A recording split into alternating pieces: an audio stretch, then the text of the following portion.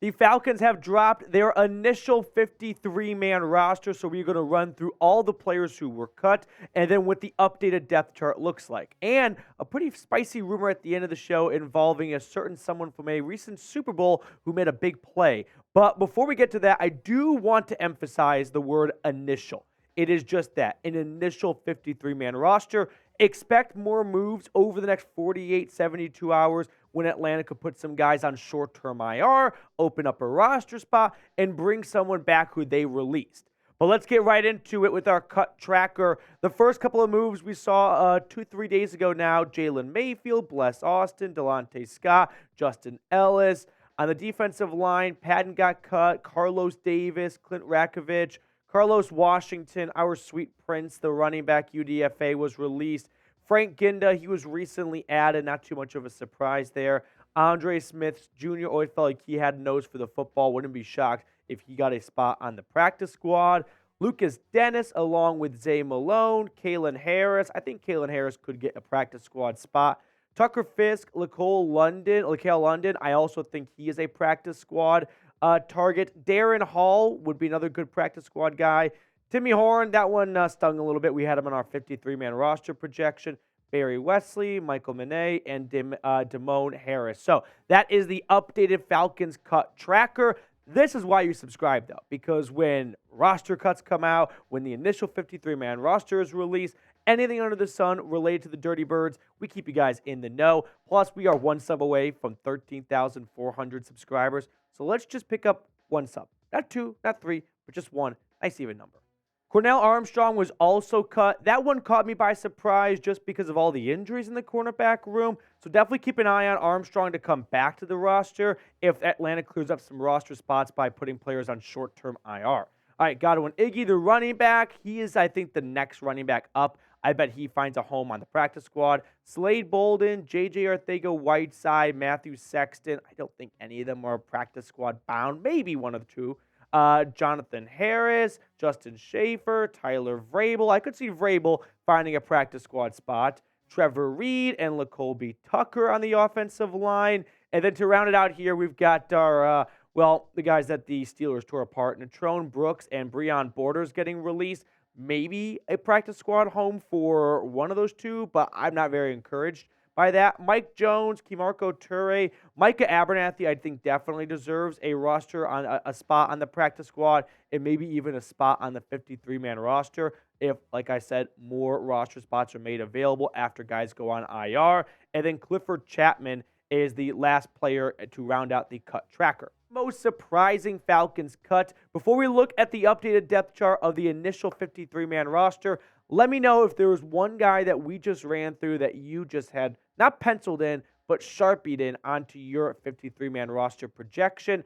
For me, I'd probably go with Cornell Armstrong. I thought he was not maybe a lock to make the roster, but I thought he had a better chance than not of making it. But again, it's just that an initial 53-man roster. Don't be surprised if Atlanta opens up some roster spots by guys going on short-term IR, and some of the players that were just released are back on the roster tomorrow. It happens every single year. It's just the way it works. But with that being said, let's run through it, starting in the quarterback room. Desmond Ridder, Taylor Heineke, and Logan Woodside. So Logan Woodside does find himself a spot on the 53-man roster. We thought it would just be Ridder and Heineke, but ultimately Arthur Smith wants a deeper quarterback room for the second-year QB out of Cincy. Now, as for the running backs, Bijan Robinson, Tyler Algier, Cordero Patterson, and then Keith Smith is your fullback. Cordero Patterson is definitely a candidate to go to short-term IR if this soft tissue injury does not get better. Now, it does sound like he is progressing nicely. I think he was practicing the other day, if I remember correctly. So don't be shocked if that goes one way or the other, but those are your three running backs and one fullback. Wide receivers, we've got Drake London, Matt Collins, Scotty Miller, Kaderil Hodge, and Josh Ali. No big deal, but Rolly and I completely nailed this room. Just 5 wide receivers. Maybe Atlanta wants to claim a wide receiver from another team that was released because there are a lot of people out there thinking one man's trash is another man's treasure. But shout out to Josh Ali, a UDFA last year out of Kentucky, for working himself onto the 53-man roster initially. Tight ends, we've got 4 tight ends. Kyle Pitts, Jonnu Smith, Michael Pruitt, and John Fitzpatrick. Jonnu Smith is definitely someone to keep an eye on as someone who could go on that short-term IR to open up a roster spot. Offensive line now.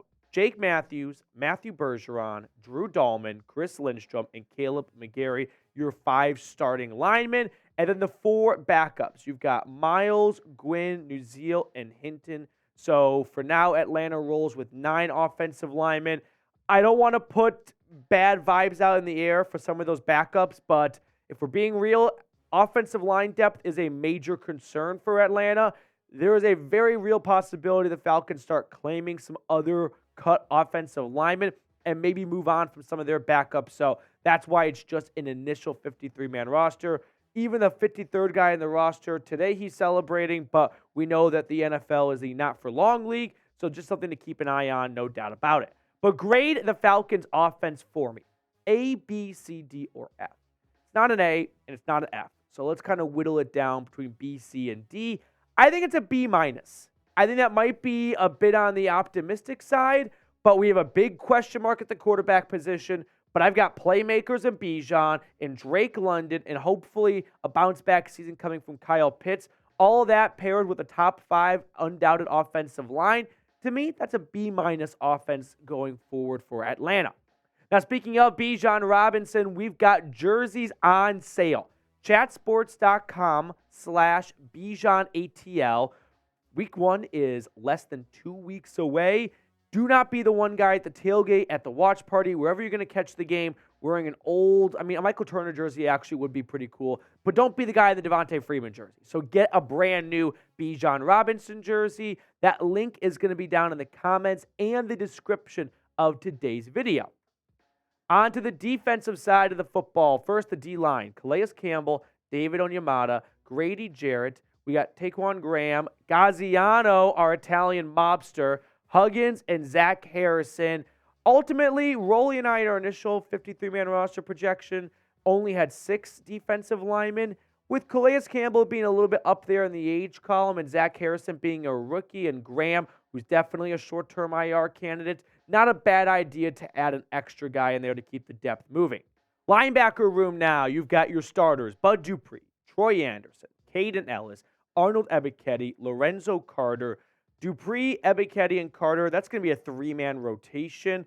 And then you have Tay Davis, Nate Landman, and Malone to kind of round out the linebacker room. So all in all, Arthur Smith takes on 8 linebackers.